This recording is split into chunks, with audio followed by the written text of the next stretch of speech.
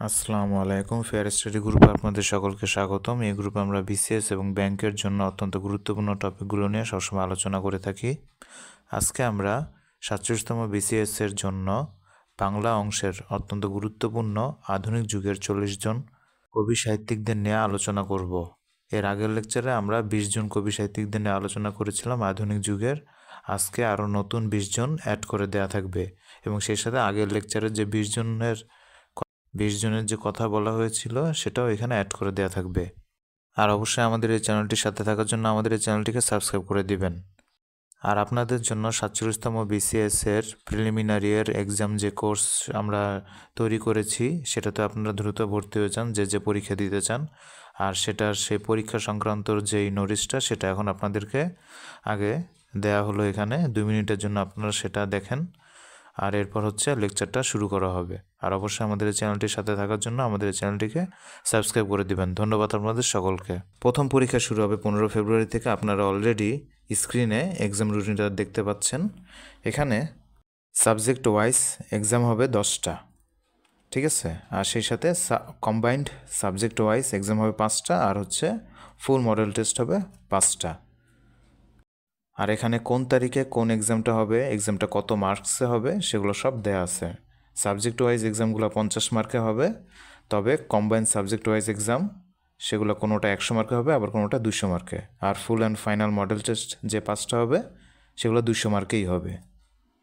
আর মাত্র 100 টাকায় আপনি এই 20টি এক্সাম দিতে পারবেন। এত কম টাকায় এত ভালো মানের এক্সাম আপনি আর কোথাও দিতে পারবেন বলে আমরা মনে করছি না। তারপরেও আপনি যাচাই বাছাই করে যদি আপনার মনে হয় আপনি আমাদের এক্সাম কোর্সে ভর্তি হবেন তাহলে শীঘ্রই ভর্তি হয়ে যান। কিভাবে ভর্তি হবেন সেটার স্টেপগুলো আপনাদের এখন বলে দিচ্ছি। তবে তার আগে আপনাদের প্রশ্ন থাকতে পারে যে পরীক্ষার কোশ্চেনগুলো কোথা থেকে করা হবে, কোন বই থেকে। আপনি যে কোনো প্রকাশনের বই পড়তে পারেন। আবার আপনার কাছে যদি কোনো বইও না থাকে তাহলেও কোনো সমস্যা নেই। আপনি আমাদের এই চ্যানেলে আপলোড করে দেওয়া অলরেডি এই 47তম বিসিএসের জন্য বিগত 10টি লেকচার ভালোভাবে পড়ে ফেলবেন এবং সেই সাথে সামনে আরও 40টি লেকচার দেওয়া হবে এই 47তম বিসিএসের জন্য, সেগুলো ভালোভাবে পড়ে ফেলবেন। আর এই মুহূর্তে আপনি যদি আপনার প্রিপারেশনটা যদি অন্যদের থেকে আরও এগিয়ে রাখতে চান তাহলে আমাদের এই চ্যানেল থেকে 46তম বিসিএসের সময় যে লেকচারগুলো আপলোড করে দেওয়া হয়েছিল সেগুলিও পড়ে ফেলতে পারবেন। তবে সেই লেকচারগুলো একটু তুলনামূলক কম ইনফরমেশনযুক্ত ছিল, আর এখন এই 47 বিসিএসের যে লেকচারগুলো সেগুলো একটু বেশি ইনফরমেশনযুক্ত লেকচার হবে। এটাই হবে শুধু পার্থক্য। আচ্ছা, এখন তাহলে আপনি কিভাবে এই 47তম বিসিএসের প্রিলিমিনারির এক্সাম ব্যাচে ভর্তি হবেন সেটার নিয়মটা বলে দিচ্ছি। আপনি ফেসবুকে গিয়ে BCS and bank jobs fair study এই পেজটি সার্চ দিবেন। সার্চ দিলে চলে আসবে। যদি কোনো প্রকার সমস্যা হয় তাহলে এই যে এখানে লিঙ্ক দেওয়া আছে, লিঙ্কটা সার্চ দিবেন তাহলেও চলে আসবে। লিঙ্কে ক্লিক করলেই চলে আসবে। আবার তাছাড়া এই আজকের এই ভিডিওর ডেসক্রিপশনেও লিঙ্কটা দিয়ে দেওয়া হলো, সেখানে গিয়েও ক্লিক করলেও চলে আসবে সেই পেজটা। সেই পেজে গিয়ে আপনারা ইনবক্স করবেন। ইনবক্স করা মাত্রই হচ্ছে আপনাকে রিপ্লাইতে বিকাশ নাম্বারটা পাঠিয়ে দেওয়া হবে। আর সেই বিকাশ নাম্বার আপনি তখন 100 টাকা পাঠিয়ে সেটার আবার স্ক্রিনশট নেবেন। স্ক্রিনশট নিয়ে সেটা আবার সেখানে মেসেজ করে দিবেন। তখন আপনাকে আমাদের এই পেইড গ্রুপের লিঙ্কটা দেওয়া হবে, আর তখন আপনি ইজিলি আমাদের এই এক্সাম গ্রুপে জয়েন হতে পারবেন। তাই যারা যারা পরীক্ষা দিতে চান তারা কুইকলি ভর্তি হয়ে যান। আর অবশ্যই আমাদের এই ইউটিউব চ্যানেলটির সাথে থাকবেন সবসময়, কারণ এখান থেকে হচ্ছে সবসময় লেকচারগুলো আপলোড করে দেওয়া হবে। আর আমাদের এই চ্যানেলটির সাথে থাকার জন্য অবশ্যই আমাদের এই চ্যানেলটিকে সাবস্ক্রাইব করে দিবেন। ধন্যবাদ আপনাদের সকলকে। প্যারীচাঁদ মিত্র। কাকে বাংলা সাহিত্যের প্রথম ঔপন্যাসিক বলা হয়? প্যারীচাঁদ মিত্রকে। প্যারীচাঁদ মিত্রের ছদ্মনাম কি? টেকচাঁদ ঠাকুর। বাংলা সাহিত্যের প্রথম উপন্যাস কোনটি? আলালের ঘরের দুলাল। এটি কত সালে প্রকাশিত হয়? 1857 সালে প্রকাশিত হয়। কে আলালের ঘরের দুলাল এই উপন্যাসটি লিখেছেন? প্যারীচাঁদ মিত্র।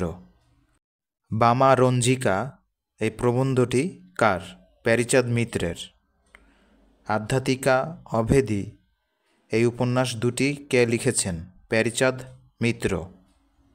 আলালের ঘরের দুলাল এই উপন্যাসটি ইংরেজিতে অনুদিত হয় কী শিরোনামে? কোন শিরোনামে?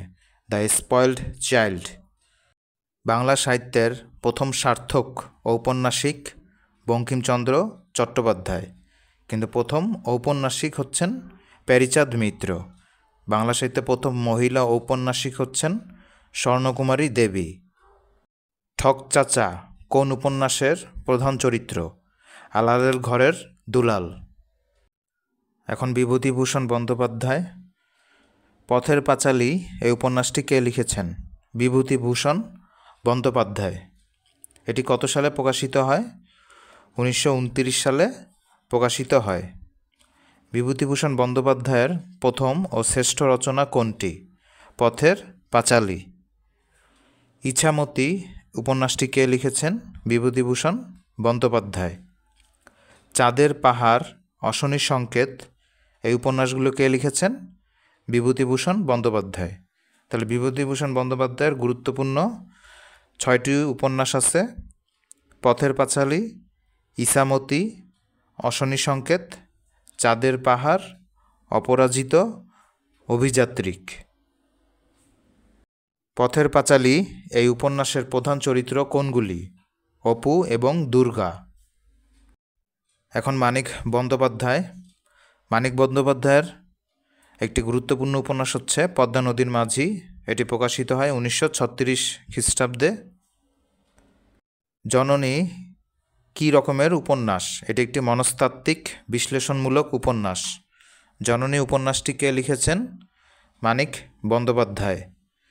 পদ্মা নদীর মাঝি উপন্যাসটি কবে প্রকাশিত হয়? 1936 সালে প্রকাশিত হয়। পদ্মা নদীর মাঝি উপন্যাসের মূল উপজীব্য কী? এই উপন্যাসের মূল উপজীব্য হচ্ছে জেলেদের জীবনের বিচিত্র সুখ দুঃখের চিত্র। কুবের এবং কপিলা কোন উপন্যাসের কেন্দ্রীয় চরিত্র? পদ্মা নদীর মাঝি। পুতুল নাচের ইতিকথা এই উপন্যাসের কেন্দ্রীয় চরিত্র কোনগুলি? শশী এবং কুমুদ। দিবারাত্রির কাব্য এই উপন্যাসটি কে লিখেছেন? মানিক বন্দ্যোপাধ্যায়। তাহলে মানিক বন্দ্যোপাধ্যায়ের গুরুত্বপূর্ণ 4টি উপন্যাস হচ্ছে পদ্মা নদীর মাঝি, জননী, পুতুল নাচের ইতিকথা, দিবারাত্রির কাব্য। মানিক বন্দ্যোপাধ্যায়ের গুরুত্বপূর্ণ 4টি গল্পগ্রন্থ হচ্ছে ছোট বকুলপুরের যাত্রী, প্রাগৈতিহাসিক, ভেজাল, সমুদ্রের স্বাদ। প্রাগৈতিহাসিক এই গল্পগ্রন্থের প্রধান চরিত্র কোনগুলি? ভিকু ও পাচি। এখন হুমায়ুন আহমেদ। বাংলাদেশের আধুনিক ঔপন্যাসিকদের মধ্যে সর্বশ্রেষ্ঠ কোন কবি বা কোন ঔপন্যাসিক? হুমায়ুন আহমেদ। নন্দিত নরকে হুমায়ুন আহমেদের প্রথম উপন্যাস। এছাড়াও তার গুরুত্বপূর্ণ আরও 5টি উপন্যাস হচ্ছে কোথাও কেউ নেই, শঙ্খনীল কারাগার, কে কথা কয়, দেয়াল, মিসির আলী। দেয়াল এটি কী ধরনের উপন্যাস? এটি একটি রাজনৈতিক উপন্যাস। কোথাও কেউ নেই এই উপন্যাসের গুরুত্বপূর্ণ একটি চরিত্র হচ্ছে বাকের ভাই। কে কথা কয় এই উপন্যাসের গুরুত্বপূর্ণ 2টি চরিত্র হচ্ছে মতিন ও কমল। হুমায়ুন আহমেদের গুরুত্বপূর্ণ 4টি মুক্তিযুদ্ধভিত্তিক উপন্যাস হচ্ছে আগুনের পরশমণি, সূর্যের দিন, জ্যোৎস্না ও জননীর গল্প, শ্যামল ছায়া। জ্যোৎস্না ও জননীর গল্প এটি কী ধরনের উপন্যাস? এটি একটি মুক্তিযুদ্ধভিত্তিক উপন্যাস। সূর্যের দিন এই উপন্যাসটি কে লিখেছেন? হুমায়ুন আহমেদ। ঘেটুপুত্র কমলা এটি কার নির্মিত চলচ্চিত্র? হুমায়ুন আহমেদের। হুমায়ুন আহমেদের আরও গুরুত্বপূর্ণ কয়েকটি চলচ্চিত্র হচ্ছে দুই দুয়ারি, আমার আছে জল, 9 নম্বর বিপদ সংকেত, শ্রাবণ মেঘের দিন। এখন তারাশঙ্কর বন্দ্যোপাধ্যায়। হাসলি বাকের উপকথা এই উপন্যাসের লেখক কে? তারাশঙ্কর বন্দ্যোপাধ্যায়। একটি কালো মেয়ের কথা এটি কী ধরনের উপন্যাস? এটি একটি মুক্তিযুদ্ধভিত্তিক উপন্যাস। কালো মেয়ের কথা এই উপন্যাসটি কে লিখেছেন? তারাশঙ্কর বন্দ্যোপাধ্যায়। কোনগুলি তারাশঙ্কর বন্দ্যোপাধ্যায়ের ত্রয়ী উপন্যাস? গণদেবতা, ধাত্রীদেবতা, পঞ্চগ্রাম। অরণ্যবন্যী এই উপন্যাসের লেখক কে? তারাশঙ্কর বন্দ্যোপাধ্যায়। অলিক মানুষ এই উপন্যাসটি কে লিখেছেন? সৈয়দ মুজতবা সিরাজ। বিধ্বস্ত রোদের ঢেউ এই উপন্যাসের লেখক কে? সর্দার জয়েন উদ্দিন। অনেক সূর্যের আশা এই উপন্যাসটি কে লিখেছেন? সর্দার জয়েন উদ্দিন। ন্যায়দণ্ড এই উপন্যাসটি কে লিখেছেন? জরাসন্ধ। কোনটি রাজিয়া খানের উপন্যাস? বটতলার উপন্যাস।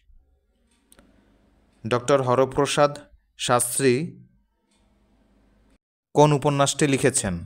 বেনের মেয়ে। উত্তম পুরুষ এই উপন্যাসটি কে লিখেছেন? রশিদ করিম। নিচের কোনটি রশিদ করিমের একটি উপন্যাস? প্রসন্ন পাষাণ। রশিদ করিম এই উত্তম পুরুষ এবং প্রসন্ন পাষাণ দুইটি উপন্যাসই লিখেছেন। নদী ও নারী এই উপন্যাসটি কে লিখেছেন? হুমায়ুন কবির। তিতাস একটি নদীর নাম এই উপন্যাসটি কে লিখেছেন? অদ্বৈত মল্ল বর্মন। তিতাস একটি নদীর নাম এই নামে চলচ্চিত্র নির্মাণ কে করেছেন? ঋত্বিক কুমার ঘটক। অদ্বৈত মল্ল বর্মনের লিখিত এই তিতাস একটি নদীর নাম এই উপন্যাসটিকেই চলচ্চিত্র রূপ দেন ঋত্বিক কুমার ঘটক।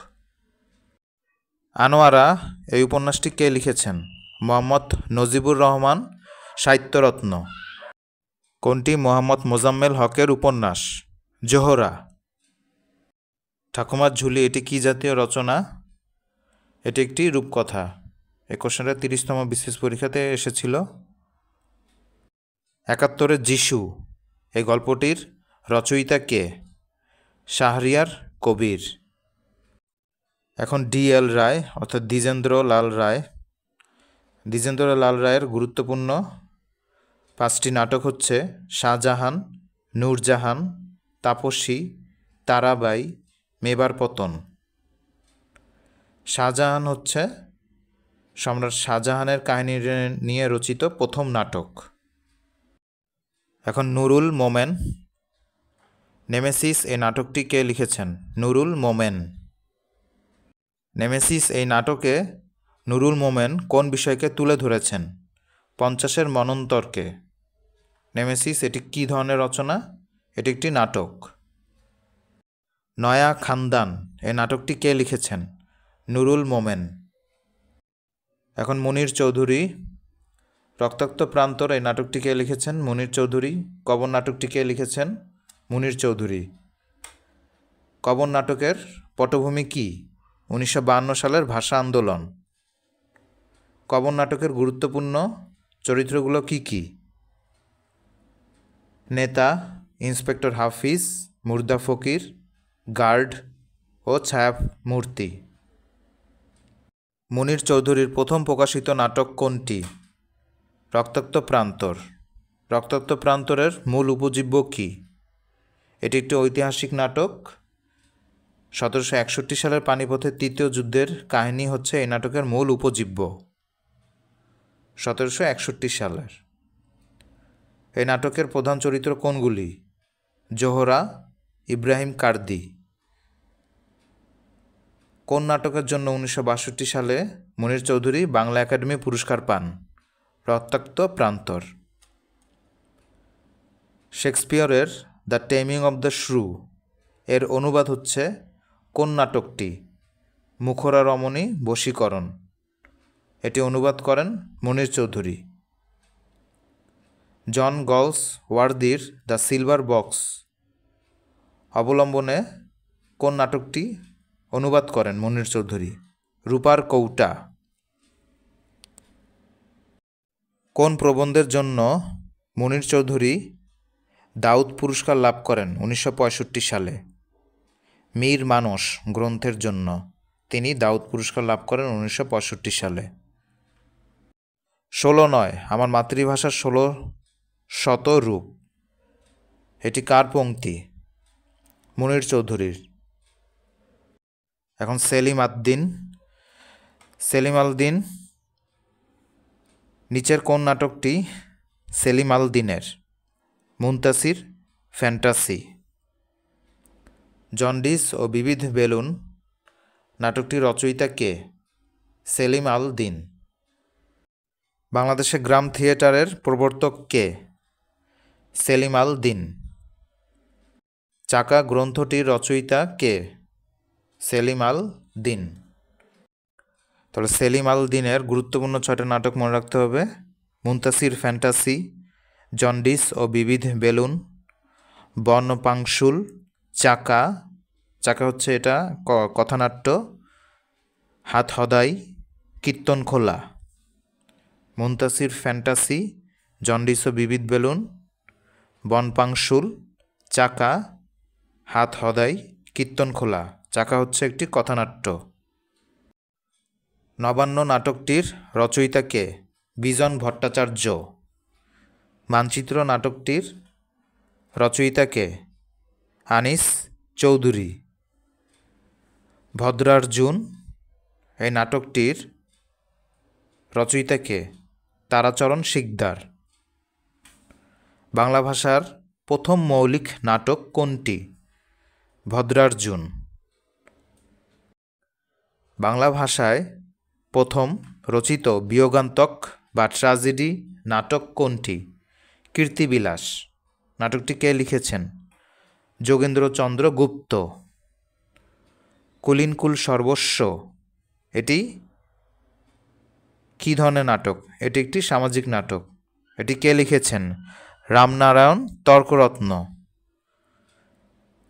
কুলিনকুল সর্বস্ব এই নাটকটির মূল উপজীব্য বিষয় কি? কৌলিন্য প্রথা। সুবচন নির্বাসনে এই নাটকটির কে লিখেছেন? আবদুল্লাহ আল মামুন। কালবেলা এই নাটকটির রচয়িতা কে? সাইদ আহমেদ। নিচের কোনটি মমতাজ উদ্দিন আহমেদের নাটক?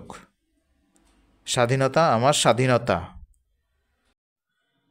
বাংলা সাহিত্যের কথা কে লিখেছেন? ডক্টর মুহাম্মদ শহীদুল্লাহ।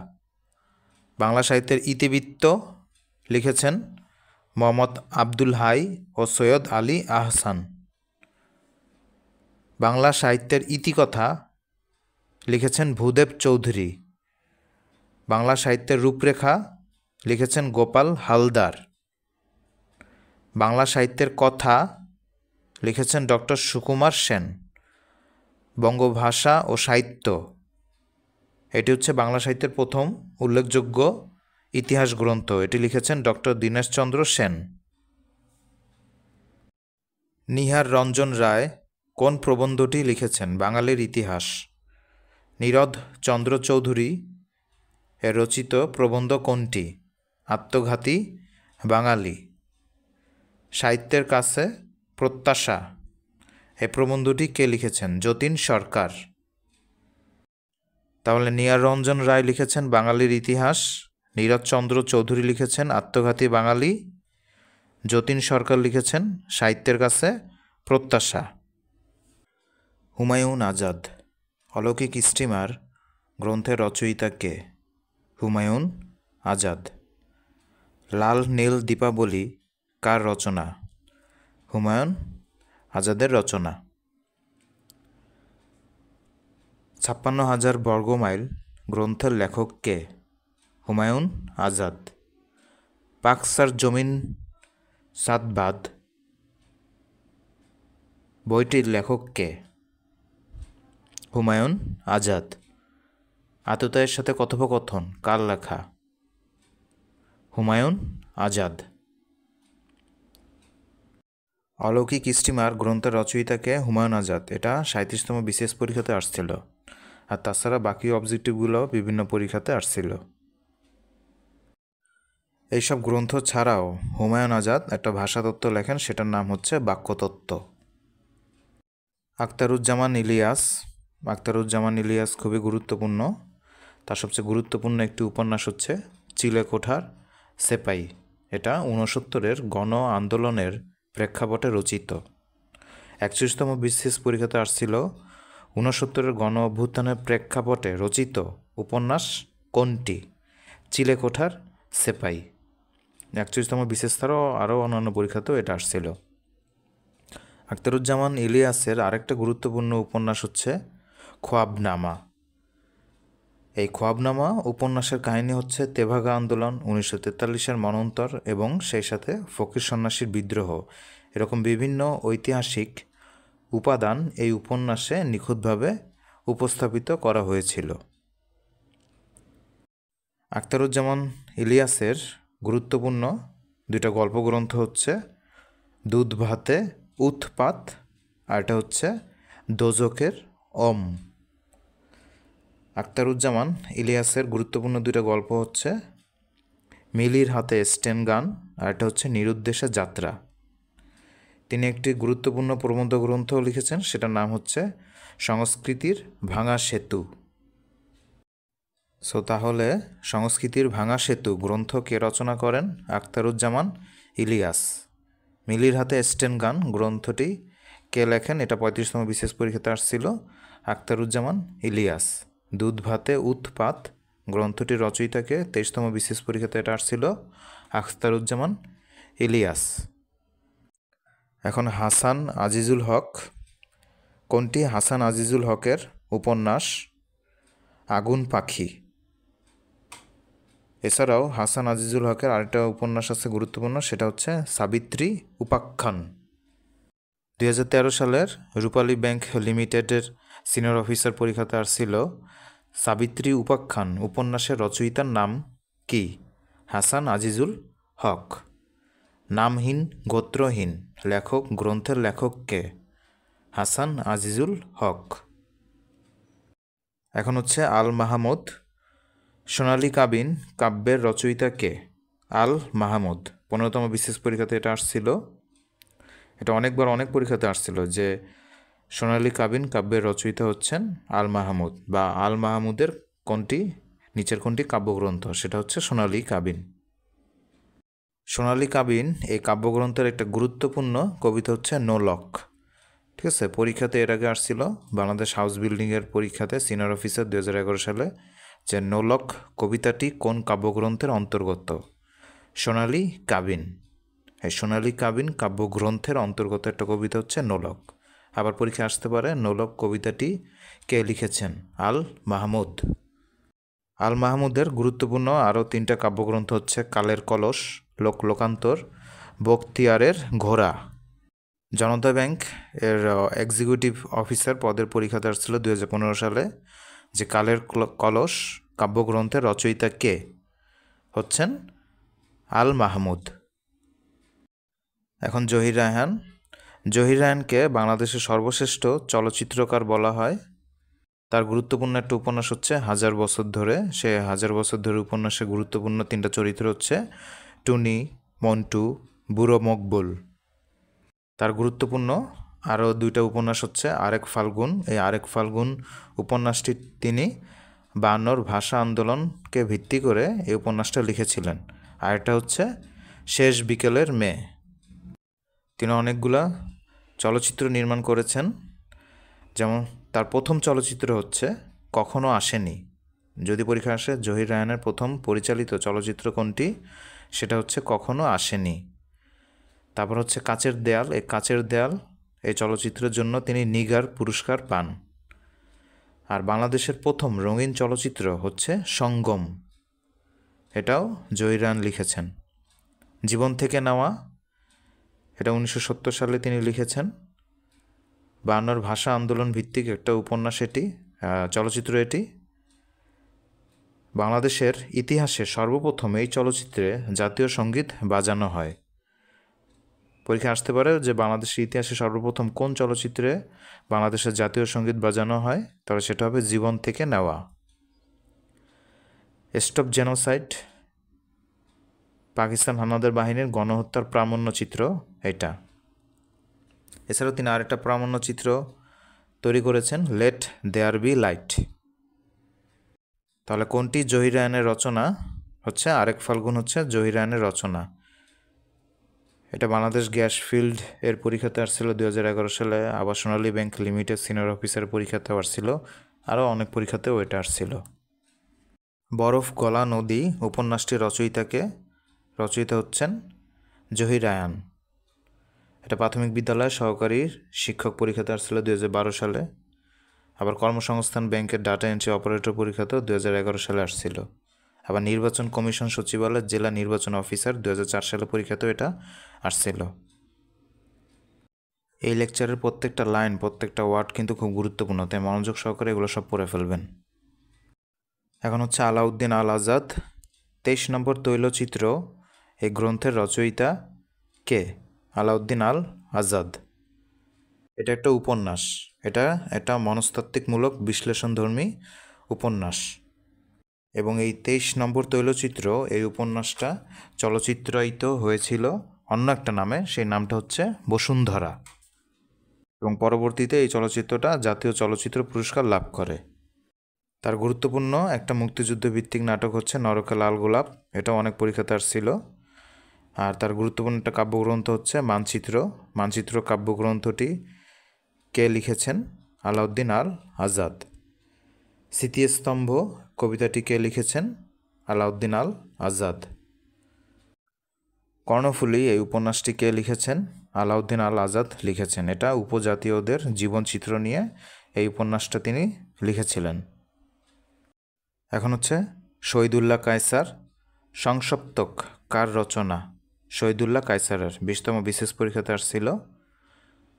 সারেংবউ কোন জাতীয় গ্রন্থ? এটা একটি উপন্যাস, স্বরাষ্ট্র মন্ত্রণালয়ের পরীক্ষাতে এটা আসছিল। কোনটি শহীদুল্লাহ কায়সারের প্রথম উপন্যাস? সারেংবউ। সমুদ্র উপকূলবর্তী জনপদের চিত্র অঙ্কিত হয়েছে শহীদুল্লাহ কায়সারের কোন উপন্যাসে? সারেংবউ উপন্যাসে। সারেংবউ এই উপন্যাসের প্রধান চরিত্র কে কে? নবিতুন, কদম সারেং। সংসপ্তক উপন্যাসের গুরুত্বপূর্ণ চরিত্র কোনগুলি? হুরমতি, রমজান, লেকু। রাজবন্দির রোজনামচা এ প্রবন্ধটি কে লিখেছেন? শহীদুল্লাহ কায়সার। এখন হচ্ছে আবু ইশাকের গুরুত্বপূর্ণ একটা উপন্যাস হচ্ছে সূর্যদিগল বাড়ি। সূর্যদিগল বাড়ি উপন্যাসটির রচয়িতা কে? আবু ইশাক। সূর্যদিগল বাড়ি কী ধরনের উপন্যাস? এটা একটা সামাজিক উপন্যাস। সূর্যদিগল বাড়ি উপন্যাসটির প্রকাশকাল কবে? 1955 সাল। এই উপন্যাসের গুরুত্বপূর্ণ চরিত্র কোনগুলি? জয়গুণ, হাসু, মাইমুন। কে এই সূর্যদিগল বাড়ি উপন্যাসটিকে চলচ্চিত্রায়ন করেন? শেখ নিয়ামত আলী ও মসিউদ্দিন শাকের, এই দুইজন এই সূর্যদিগল বাড়ি এই উপন্যাসটিকে চলচ্চিত্রায়ন করেন। পদ্মার পলিদ্বীপ এই উপন্যাসের রচয়িতা কে? আবু ইশাক। জোক এই ছোট গল্পটি কে লিখেছেন? আবু ইশাক। জয়গুণ কোন উপন্যাসের চরিত্র? 26তম বিশেষ পরীক্ষাতে আসছিল। সূর্যদিগল বাড়ি উপন্যাসের চরিত্র। এখন হচ্ছে শামসুদ্দিন আবুল কালাম কাশবনের কন্যা কোন জাতীয় রচনা? 25তম বিশেষ পরীক্ষাতে আসছিল। এটা একটা উপন্যাস। কাশবনের কন্যা এই উপন্যাসটি কে লিখেছেন? শামসুদ্দিন আবুল কালাম। কাঞ্চন গ্রাম এই উপন্যাসটি কে লিখেছেন? শামসুদ্দিন আবুল কালাম। পথ জানা নেই এই গল্পটি কার? শামসুদ্দিন আবুল কালামের। কাঞ্চনমালা এই উপন্যাসটি কে লিখেছেন? শামসুদ্দিন আবুল কালাম। এখন সৈয়দ ওয়ালিউল্লাহ লাল সালু উপন্যাসটির লেখক কে? Syed Waliullah.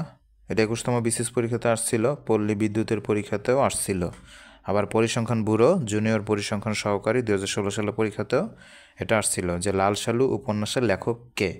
Syed Waliullah. Tree without roots কোন গ্রন্থের ইংরেজি অনুবাদ? লাল সালু গ্রন্থের ইংরেজি অনুবাদ, মানে লাল সালু উপন্যাসের। লাল সালু উপন্যাসটি কবে প্রকাশিত হয়? 1948 সালে প্রকাশিত হয়। লাল সালু উপন্যাসটির প্রধান চরিত্র কে কে? মজিদ, জমিলা, আমেনা। মজিদ, জমিলা, আমেনা। চাঁদের অমাবস্যা এটি কী ধরনের উপন্যাস? এটি মনোসমীক্ষণমূলক উপন্যাস। কাদো নদী কাদো উপন্যাসটি কে লিখেছেন? সৈয়দ ওয়ালিউল্লাহ। সৈয়দ ওয়ালিউল্লাহর গুরুত্বপূর্ণ 3টা নাটক হচ্ছে বহিপীর, সুরঙ্গ, তরঙ্গভঙ্গ। বহিপীর, সুরঙ্গ, তরঙ্গভঙ্গ। এখন শওকত ওসমান। শওকত ওসমানের প্রথম প্রকাশিত উপন্যাস কোনটি? জননী। কৃতদাসের হাসি এই উপন্যাসটি কে লিখেছেন? শওকত ওসমান। 28তম বিশেষ পরীক্ষাতে আসছিল শওকত ওসমান কোন উপন্যাসের জন্য আদমজী পুরস্কার লাভ করেন? কৃতদাসের হাসি এই উপন্যাসের জন্য আদমজী পুরস্কার লাভ করেন। 36তম বিশেষ পরীক্ষাতে আসছিল কোনটি শওকত ওসমানের রচনা? কৃতদাসের হাসি, বনি আদম, চৌরসন্ধি এই তিনোটাই হচ্ছে শওকত ওসমানের রচনা। বনি আদম, চৌরসন্ধি, কৃতদাসের হাসি। শওকত ওসমানের মুক্তিযুদ্ধ ভিত্তিক 4টি গুরুত্বপূর্ণ উপন্যাস হচ্ছে জাহান্নাম হইতে বিদায়, 2 সৈনিক, নেকড়ে অরণ্য, জলাঙ্গি। জাহান্নাম হইতে বিদায় মুক্তিযুদ্ধ ভিত্তিক উপন্যাসটি কে লিখেছেন? শওকত ওসমান। এটা প্রাথমিক সহকারী পরীক্ষাতে আসছিল, সহকারী শিক্ষক। নেকড়ে অরণ্য এটা কী ধরনের উপন্যাস? এটা মুক্তিযুদ্ধ ভিত্তিক উপন্যাস। পিজরা পোল এই গল্পটি কে লিখেছেন? শওকত ওসমান। শামসুর রহমান বাংলাদেশের সমকালের কবিদের মধ্যে তাকে শ্রেষ্ঠ মনে করা হতো। কাকে নাগরিক কবি বলা হয়? শামসুর রহমানকে নাগরিক কবি বলা হয়। বাংলাদেশের মুক্তিযুদ্ধকালে কোন ছদ্মনামে শামসুর রহমান কবিতা লিখতেন? মজলুম আদিব। মজলুম আদিব এই ছদ্মনামে তিনি কবিতা লিখতেন। বাংলাদেশ স্বপ্ন দেখে এই কাব্যগ্রন্থের রচয়িতা কে? শামসুর রহমান। তোমাকে পাবার জন্যে হে স্বাধীনতা এই পংক্তিটি কার? শামসুর রহমানের। বাংলাদেশ ব্যাংক সহকারী পরিচালক 2013 সালের পরীক্ষাতে এটা আসছিল। শামসুর রহমানের গদ্য গ্রন্থ কোনটি? স্মৃতির শহর। বাংলাদেশ ব্যাংক সহকারী পরিচালক 2014 সালের পরীক্ষাতে আসছিল। শামসুর রহমানের গদ্য গ্রন্থ কোনটি? স্মৃতির শহর। এলাটিং বেলাটিং কার লেখা বই? শামসুর রহমানের। বাংলাদেশ ডেভেলপমেন্ট ব্যাংক অফিসার 2016 সালের পরীক্ষাতে এটা আসছিল। এলাটিং বেলাটিং কার লেখা বই? শামসুর রহমানের। আসাদের শার্ট কবিতার লেখককে? 37তম বিশেষ পরীক্ষাতে আসছিল শামসুর রহমান। আসাদের শার্ট কবিতার লেখককে? শামসুর রহমান। তুমি আসবে বলে হে স্বাধীনতা এটা কার কবিতা? শামসুর রহমানের। 34তম বিশেষ পরীক্ষাতে আসছিল। তুমি আসবে বলে হে স্বাধীনতা, তুমি আসবে বলে হে স্বাধীনতা, তোমাকে পাবার জন্যে হে স্বাধীনতা এই দুইটা কবিতাই লিখেছেন শামসুর রহমান। রূপালী ব্যাংক লিমিটেডের জুনিয়র অফিসার 2013 সালের পরীক্ষাতে আসছিল কোন কাব্যগ্রন্থটি শামসুর রহমানের লেখা? নিজ বাসভূমে। নিজ বাসভূমে এই কাব্যগ্রন্থটি শামসুর রহমান লিখেছেন। অক্টোপাস এটি কী ধরনের গ্রন্থ? এটা একটি উপন্যাস। এই উপন্যাসটি লিখেছেন শামসুর রহমান। দুঃসময়ের মুখোমুখি এটি কার লেখা? শামসুর রহমানের। এই দুঃসময়ের মুখোমুখি এটাও একটা কাব্যগ্রন্থ। তার গুরুত্বপূর্ণ আরও 2টা কাব্যগ্রন্থ হচ্ছে 3টা কাব্যগ্রন্থ হচ্ছে নিরালোকে দিব্যরথ, প্রতিদিন, ঘরহীন ঘরে, বিধ্বস্ত, নীলিমা। 4 নম্বর হচ্ছে 4টা গুরুত্বপূর্ণ কাব্যগ্রন্থ। আরেকটা হচ্ছে বুক তার বাংলাদেশের হৃদয়। আর চ্যানেলটির সাথে থাকার জন্য আমাদের এই চ্যানেলটিকে সাবস্ক্রাইব করে দিবেন। ধন্যবাদ আপনাদের সকলকে।